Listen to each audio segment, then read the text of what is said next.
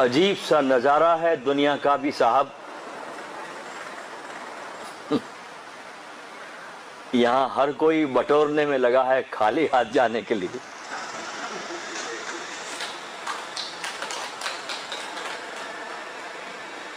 यहां हर कोई बटोरने में लगा है खाली हाथ जाने के लिए।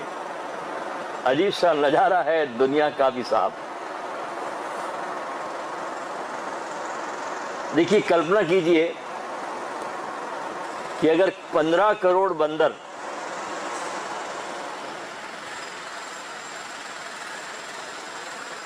पंद्रह करोड़ सालों तक भी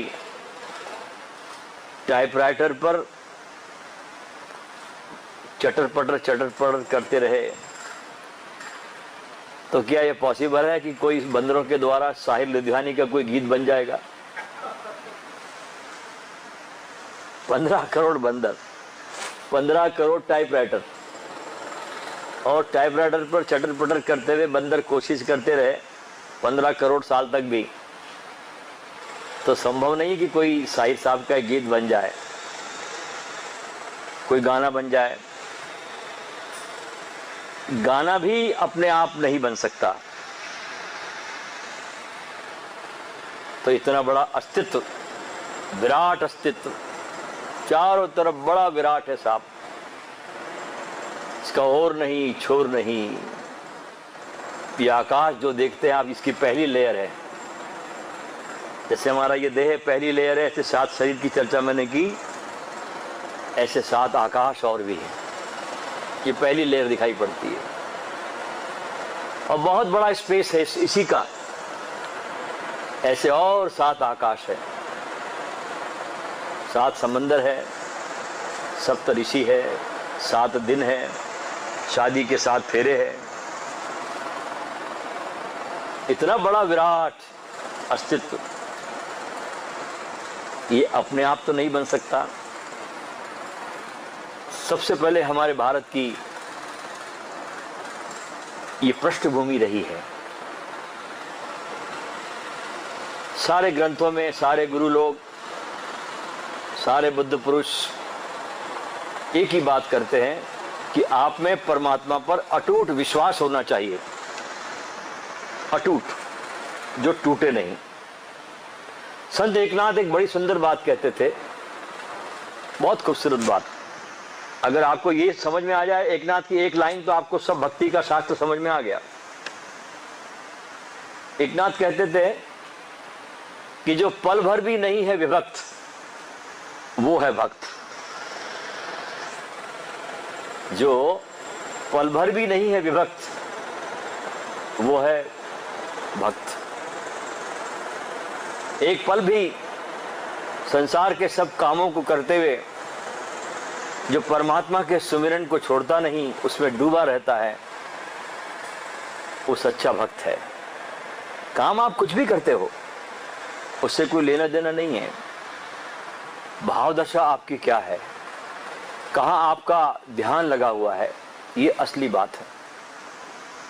मंदिर में रहकर भी आप कसाई खाने में हो सकते हो, और कसाई घर में रहकर भी आप मंदिर में हो सकते हो। जाति पाति से, कार्य से परमात्मा का कोई लेना देना नहीं है। तो हमारे भारत में ये बड़ी पृष्ठभूमि रही है कि परमात्मा पर अटूट विश्वास होना चाहिए, क्योंकि जिन कठिनाइयों से परमात्मा हमको बाहर निकालता है। देखिए, आप संसार में आए हैं तो समस्याएं आपके साथ में दे दी गई, आपको समस्याओं का अंबार थमा दिया गया, क्योंकि भगवान को पता था कि अगर समस्याएं नहीं देंगे तो आप करोगे क्या? खाली तो आप बैठ नहीं सकते। तो आपको समस्याओं के पुलिंदे थमा दिए गए, ये समस्या आपकी है, और हर एक की अपनी अपनी योग्यताओं के अनुसार समस्याएं उसको दे दी गई। उसको एक कहानी कहते ना कि गरीब आदमी था, वो बहुत परेशान था अपनी समस्याओं से, बहुत पीड़ित था। वो पड़ोस में लोगों को देखता, तो कितने सुखी लोग हैं। अच्छा, बड़े मजे की बात है, देखिए कि हर द्वार पर चांदी का पर्दा लगा हुआ है, सोने का पर्दा लगा हुआ है। बाहर से देखने में लगता है आहा कितने सुखी लोग हो गए अंदर, कि जैसे पर्दा हटाते तो अंदर आंसुओं की धार दिखाई पड़ती। संसार ऐसा है, अंदर आंसुओं की धार है, बाहर चमकीला पर्दा है। तो गरीब आदमी सोचता था हमेशा कि मेरे को ही भगवान ने इतना कष्ट दे दिया, इतनी तकलीफें दे दी, मुझे इतनी तकलीफ में डाल दिया। मेरे पड़ोस में, मेरे सारे समाज में, मोहल्ले में कितने सुखी लोग हैं। तो हरदम भगवान से प्रार्थना करता कि भगवान मेरे साथ ही अन्याय क्यों। तो कहानी कहती एक बार भगवान उस पर मेहरबान हुआ, कहा कि भाई एक काम कर, अब मैं तेरी शिकायतों से तंग आ गया हूं, मेरी भी लिमिट है सुनने की। तो एक काम करना, कल तेरे नगर में सारे लोग अपने अपने दुखों के गठरी बांध कर ले जाएंगे, तो तेरे पास भी जो दुख है तो उसकी गठरी बांध लेना सोच समझ करके। और एक निश्चित पेड़ के नीचे सारे तेरे गांव के लोग अपने दुखों की गठरी रखेंगे। पेड़ बता दिया भगवान ने, बड़ा पेड़ होगा, सारा गांव जमा होगा, सब लोग गठरी रखेंगे और आकाशवाणी होगी कि जिसको जिसकी गठरी बदलनी हो बदल ले। बड़ा खुश हुआ ये आदमी, गरीब आदमी, बोले वाह, मैं सोचता था कि मेरे पड़ोस में जो लोग हैं वो तो बड़े सुखी हैं, इनके पास बड़ी बड़ी गाड़ियां हैं, बड़े बैंक बैलेंस है, बड़ा रुतबा है इनका। अब तो बोले मेरा टाइम आ गया बस सुखी होने का। वो गया बड़ा, अब बेचारे इस आदमी की गठरी बहुत छोटी थी। आगे जाके क्या देखता है वो कि जिनको वो सुखी समझता था, बहुत बड़े समझता था, उनकी गठरियां बहुत बड़ी बड़ी, और जो उसके नगर के नगर सेठ थे उनकी गठरियां ट्रकों में आ रही। सबने जाके गठरी रखी, आकाशवाणी हुई, कहा कि जिसको जिसकी गठरी उठानी है बदलनी है बदल ले। ये गरीब आदमी सबसे पहले अपनी गठरी की तरफ झपटा, बोले भाई सबकी गठरी तो बहुत बड़ी बड़ी है और पता नहीं उसमें क्या किस प्रकार के सांप बिच्छू अजगर इसमें है, कुछ पता नहीं है। कम से कम मेरे दुख कम से कम मेरे परिचित के हैं, कम से कम अपने दुखों को मैं जानता हूं, उन दुखों से मेरा परिचय है। तो झपटा अपनी गठरी की तरफ, बोला कि मैं शांत हूं। तो ऐसे कठिनाइयों से ईश्वर तुमको निकालता है जहां से तुमको कोई नहीं निकाल सकता, और जहां पर तुमको सब छोड़ देंगे वहां पर परमात्मा तुमको कभी नहीं छोड़ता, वो कभी तुमको छोड़ते नहीं। तुम भले ही छोड़ सकते हो उनको, वो तुमको कभी नहीं छोड़ते। एक संत थे जो एक सभा में भगवान की बड़ी महिमा गा रहे थे। तो एक भक्त ने पूछ लिया उनसे कि संत जी क्या कभी तुमने परमात्मा का अनुभव किया है कि वो होता भी है? संत ईमानदार थे और उन्होंने कहा भाई मैंने किया तो नहीं। तो श्रोता कहता अनुभव नहीं किया तो मानता क्यों है? तो फिर कैसे विश्वास है, कैसे तो ईश्वर है? अब फंस गया संत। उन्होंने पलट के जवाब दिया। संत भी समझदार थे। श्रोता से पूछा कि जहर खाने से क्या होता है? जिसने प्रश्न पूछा था कि आपने ईश्वर को देखा है। संत पूछते जहर खाने से क्या होता है? श्रोता कहता है कि मृत्यु हो जाती है। तो संत पूछते तुमको कैसे पता? अनुभव किया है? कभी जहर खाया है? पता कैसे चला? तो श्रोता कहता है जिन्होंने भी खाया उसकी मृत्यु हो गई। तो डॉक्टर भी जो कहते हैं तुम उनकी बात मानते हो, जहर खा के जो मर गया उस पर विश्वास करते हो, डॉक्टर पर सब पे विश्वास कर सकते हो, तो जो हमारे वेद पुराण ग्रंथ कितनी बातें एवं अनुभव बताते हैं उस पर भरोसा क्यों नहीं किया जा सकता? कोई तो है जिन्होंने अनुभव किया और लिखा है।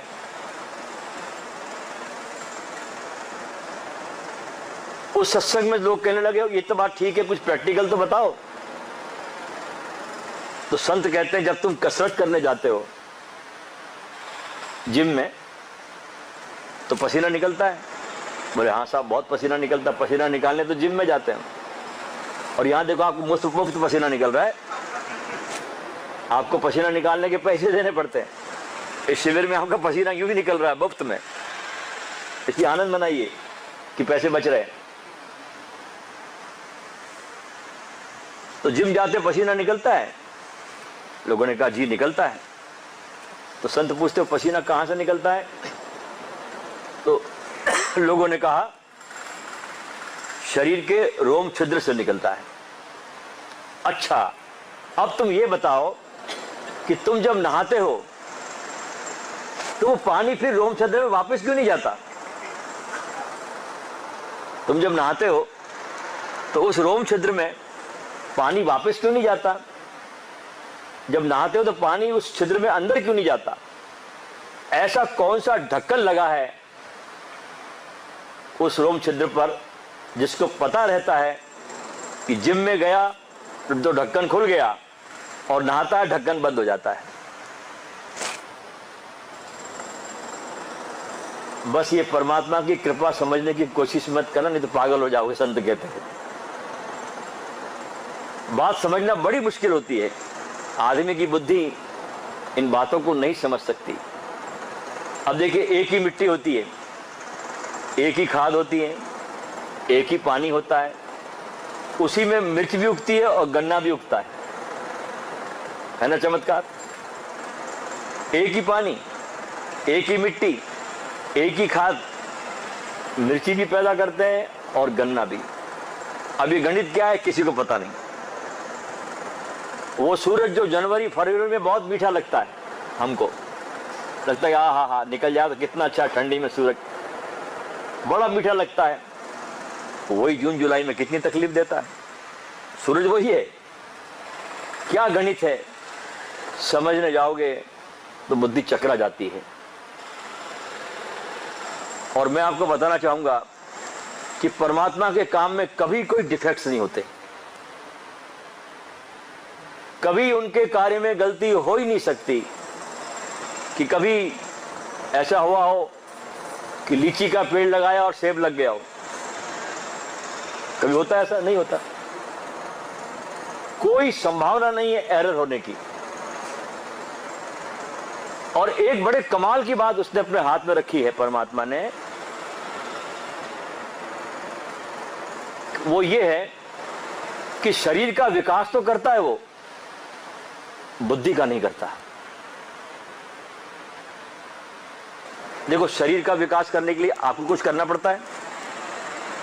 आप बच्चे थे, बड़े हुए, आपने कुछ किया? आपने कुछ नहीं किया। शरीर का विकास करने के लिए आपको कुछ नहीं करना पड़ता है, ऑटोमेटिक होता है। लेकिन बुद्धि का विकास आपको करना पड़ता है, वो परमात्मा नहीं करता। अगर बुद्धि का विकास भगवान को करना होता तो सब बुद्ध हो गए होते, वो आपको करना है।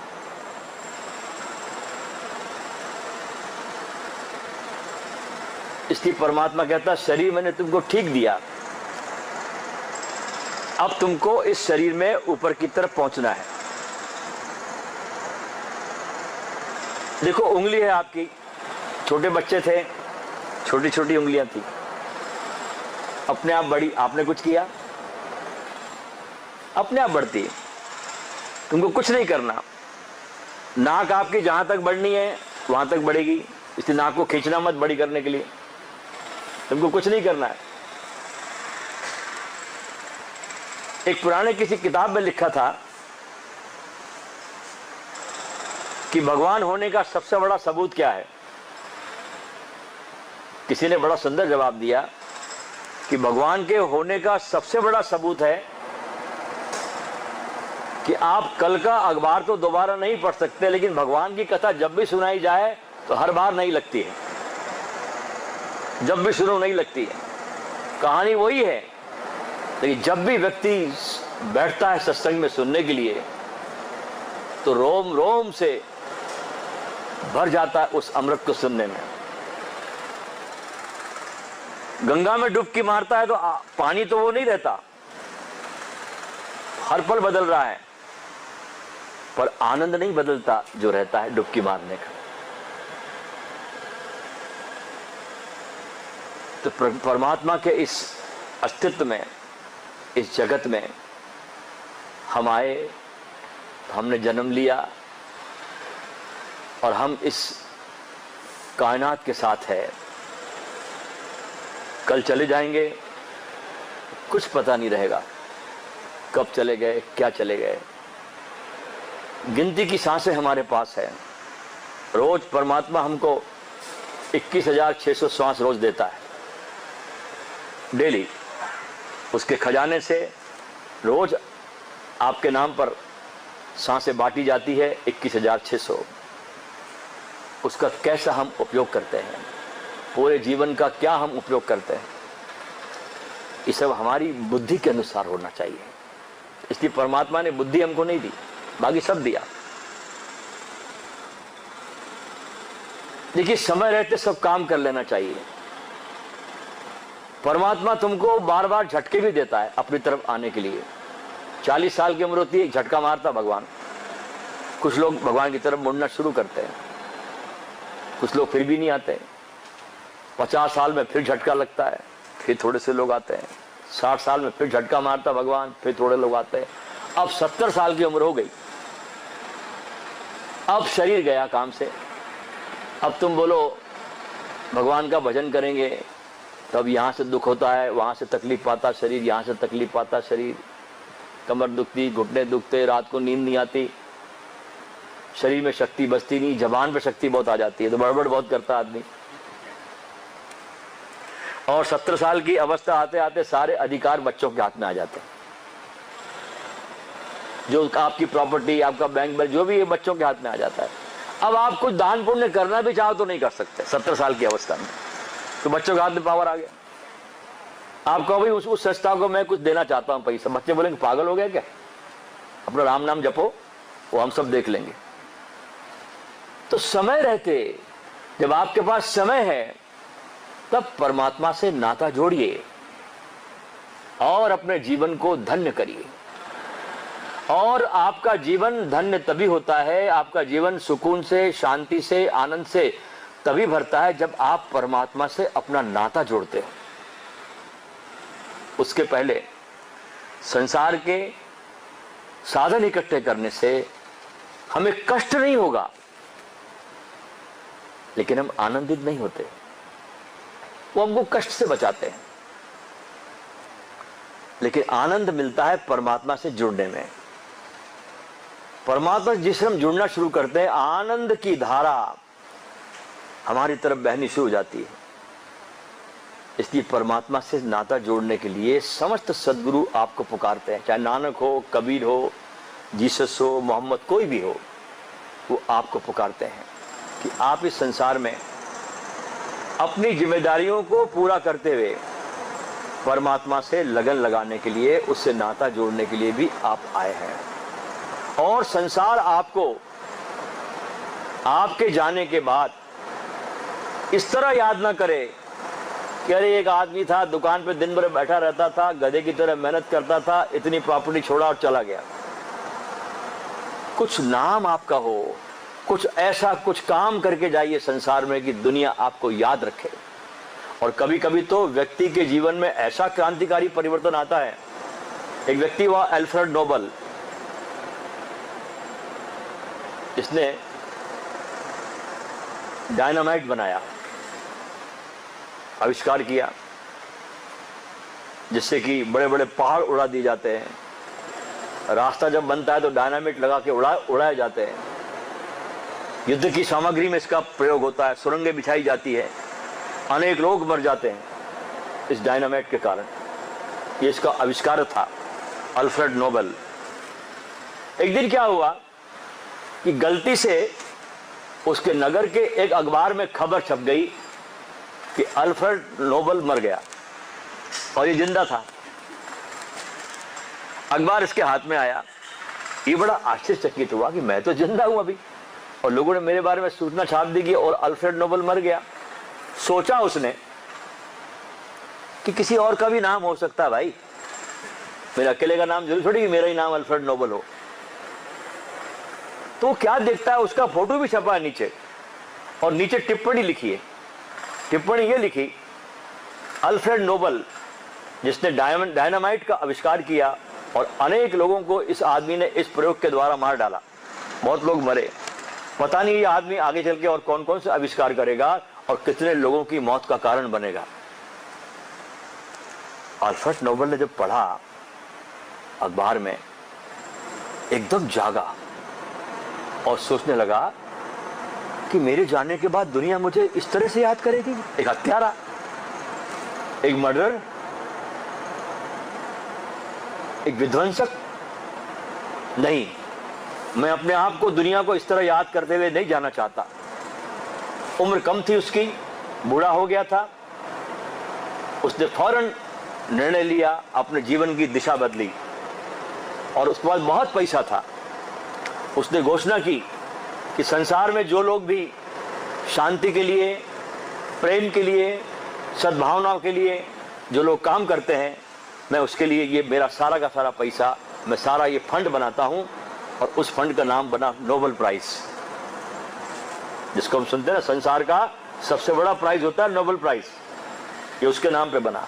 तो जाते जाते आदमी ने ऐसा कुछ काम कर गया कि आज विश्व में नोबेल प्राइज देते हैं और अल्फ्रेड नोबेल को एक हत्यारे की तरह नहीं, बल्कि एक मनुष्यता के लिए विकासशील व्यक्ति के रूप में उसको याद किया जाता है।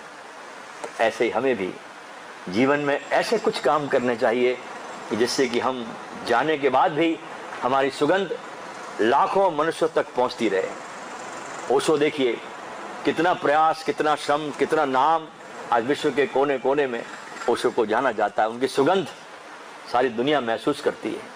ऐसे हम भी जो गुण ओशो में थे वो गुण सब आप में है। आप में, ओशो में जरंच मात्र भी अंतर नहीं, कोई कमी नहीं है। आप में वही तत्व है जो ओशो में था, जरा भी कमी नहीं है। बस उन गुणों को आपने कभी विकसित नहीं किया, उस गुणों पे कभी ध्यान नहीं दिया, कभी साध संगत नहीं करी, कभी किसी गुरु के साथ बैठे नहीं, कभी किसी गुरु की सत्संग में गए नहीं, कभी गुरु से नाता जोड़ा नहीं, कभी उसकी तरफ आंख उठा के देखा नहीं, कभी झोली फैलाई नहीं। इसलिए आपके जीवन में, हमारे जीवन में ऐसा कुछ घटता नहीं। जिसको झोली फैलाना आ जाए उसको परमात्मा मिलते देर नहीं लगती। बस सारा सूत्र साधना का एक ही है, वो है झोली फैलाना आ जाए। अन्यथा लोग महावीर के पास भी अपने झोली को पीछे छुपा कर लौट आए, कबीर के पास भी लोग गए। हम लोग सब पुराने हैं। ये जितने लोग हम लोग सब बैठे ना, हमको नए धरती पर नहीं, हमने कई कबीरों को देखा, हमने कई महावीर के चरणों में बैठे, हमने कई नानक का सत्संग किया। हम बहुत पुराने हैं, ध्यान रखना, आज के हम नहीं हैं, हम बहुत पुराने हैं। लेकिन हर बार हम अपनी झोलियों को अहंकार के कारण पीछे छुपाकर लौटकर वहां से खाली हाथ लौट आए। इसलिए असली सवाल है परमात्मा के सामने अपने को स्वीकार करना और अपनी झोली को फैलाना। सारी साधना इतनी है, अहंकार को नष्ट करना। झोली जब फैलाते हो तुम, तो अर्थ है कि तुम अपने अहंकार को समाप्त करके इस परमात्मा की भीख को स्वीकार कर रहे हो। ओशो जब 74 में पूना आए, 21 मार्च 1974 को ये आश्रम पूना का बना। तो शुरुआत के दिनों में ये शुरू में मतलब 74 से लेकर समझिए कि 77 तक के इस संध्या को लोगों से मिलते भी थे, बाद में बंद कर दी। क्योंकि दुनिया में देखा मैंने, मेरा अपना अनुभव भी यही है कि दुनिया में सब मिलता दोस्तों, आदमी नहीं मिलता। सब मिल जाएगा, लेकिन जिसकी पीड़ा हम लोगों के हृदय में होती है ना, कि कोई आदमी मिले। दिखते तो बहुत लोग हैं, मिलते नहीं है, बड़ी कमी है। उसको कहते हैं ना, डायोनीस दिन की भरी रोशनी में भी कंदील लेके घूमता था, लालटेन लेके घूमता था, जली भी लालटेन दिन की रोशनी में, और हर आदमी के चेहरे के पास जाकर देखता। लोग डर जाते उससे कि दिन की रोशनी में लालटेन और उसकी शानदार आंखें और उसकी आंखों में झांकता। लोग पूछते क्या देखते हो? बोले मैं एक आदमी की तलाश में हूं, मैं आदमी की तलाश में निकला हूं, मैं आदमी को ढूंढता हूं। जब वो डायोनीस मरने लगा लोग जमा हुए उसके पास। अक्सर लोग आदमी के जाने के समय ज्यादा जमा होते हैं, जीते जी जमा नहीं होते। गालिब का एक शेर है ना, गालिब जब जाने लगे, अंत समय आया तो लेटे थे, शरीर छोड़ रहे हैं, तो सारा गांव इकट्ठा हो गया गालिब के पास और कहा कि गालिब साहब, आपने जीवन भर बहुत अनमोल शेर कहे हैं और जाते जाते आप एक अंतिम शेर भी कह जाइए। तो गालिब ने सब लोगों की तरफ देखा और देखकर गालिब ने अंतिम शेर लिखा, गालिब, कल तक लोग उठते थे हमको बिठाने के लिए और आज बैठे हैं हमको उठाने के लिए।